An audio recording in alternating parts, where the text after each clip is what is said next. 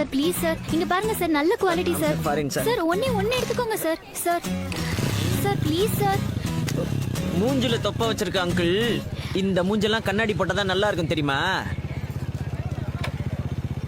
வர்றா. என்னங்க, எல்லா கண்ணாடியும் வித்தாச்சு. இன்னும் 2 இருக்கே. இருங்க, வேற யாராவது இழிச்சு வாங்க கிடைக்கிறாங்களா பாக்குறேன். கிடைச்சிட்டாங்க. யாரு? மேடம். இந்தம்மா பச்சை புடவை. மேடம் கூப்பிடுறாங்க, நீ பாட்டுக்கு போயிட்டே இருக்க. போயிட்டே இருமா. குடுங்க எப்படி இருக்கேன்னு பாருங்க. பச்சை மம்மி.